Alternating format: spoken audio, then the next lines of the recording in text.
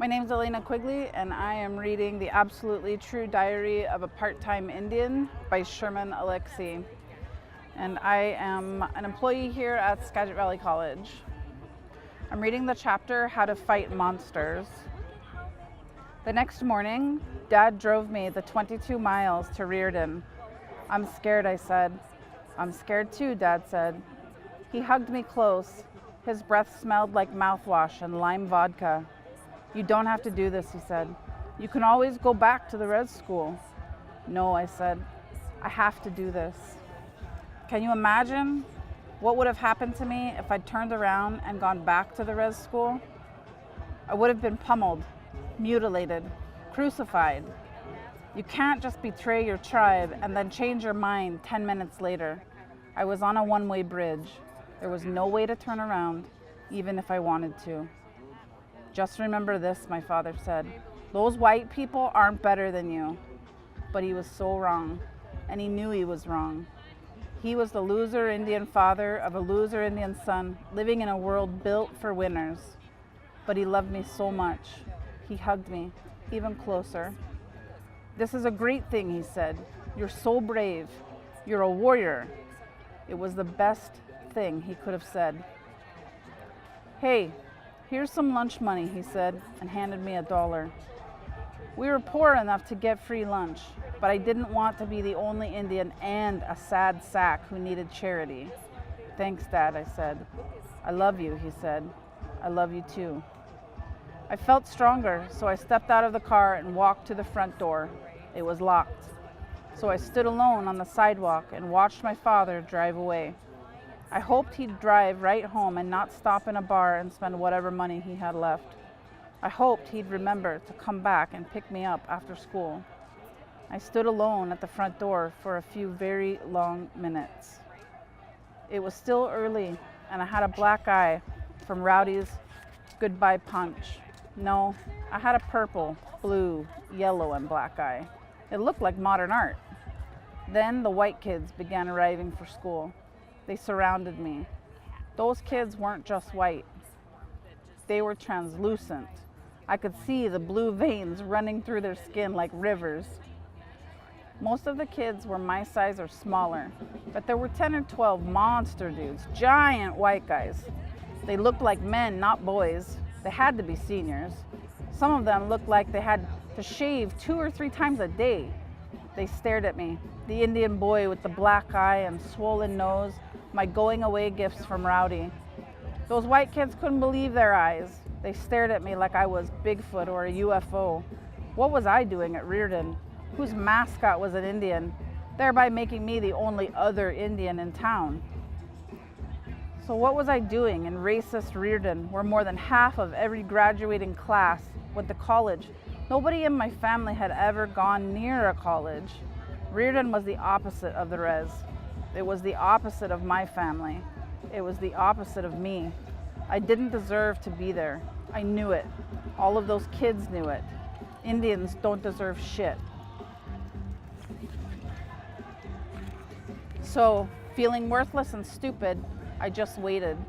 And pretty soon, a janitor opened the front door and all of the other kids strolled inside. I stayed outside. Maybe I could just drop out of school completely.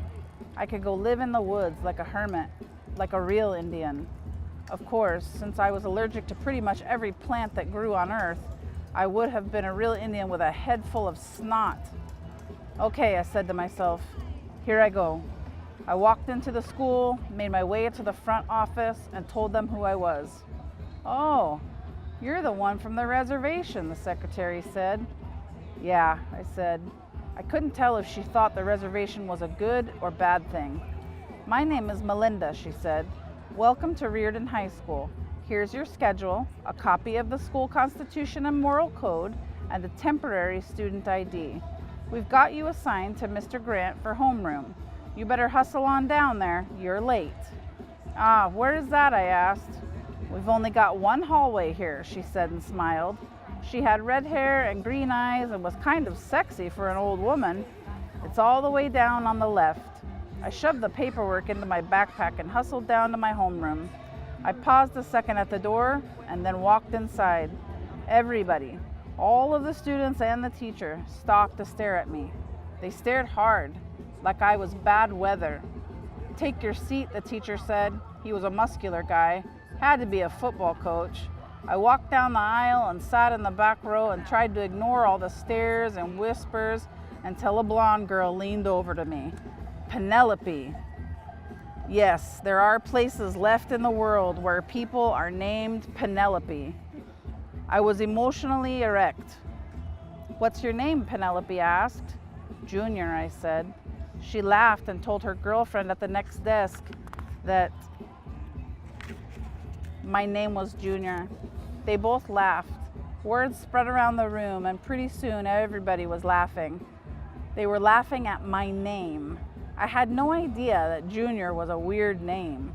It's a common name on my res, on any res. You walk into any trading post on any res in the United States and shout, "Hey, Junior!" and 17 guys will all turn around, and 3 women. But there were no other people named Junior in Reardon, so I was being laughed at because I was the only one who had that silly name. And then I felt smaller because the teacher was taking roll and he called out my name.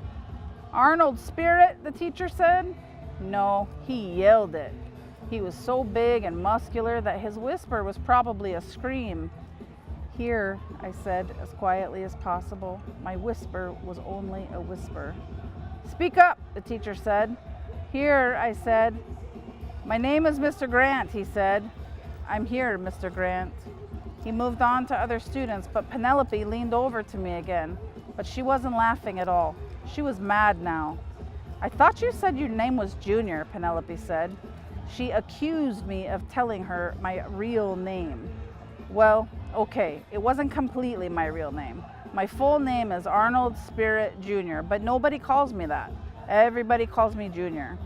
Well, every other Indian calls me Junior.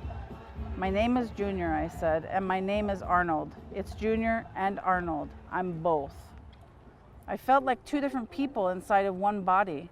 No, I felt like a magician, slicing myself in half, with Junior living on the north side of the Spokane River and Arnold living on the south. "Where are you from?" she asked. She was so pretty and her eyes were so blue. I was suddenly aware that she was the prettiest girl I had ever seen up close. She was movie star pretty. "Hey," she said, "I asked you where you're from." Wow, she was tough. "Welping," I said. "Up on the the reservation." "Oh," she said, "that's why you talk so funny." And yes, I had that stutter and lisp, but I also had that sing-song reservation accent that made everything I said sound like a bad poem. Man, I was freaked. I didn't say another word for 6 days. And on the 7th day, I got into the weirdest fist fight of my life. But before I tell you about the weirdest fist fight of my life, I have to tell you the unofficial and unwritten, but you better follow them or you're going to get beaten twice as hard, Spokane Indian rules of fisticuffs.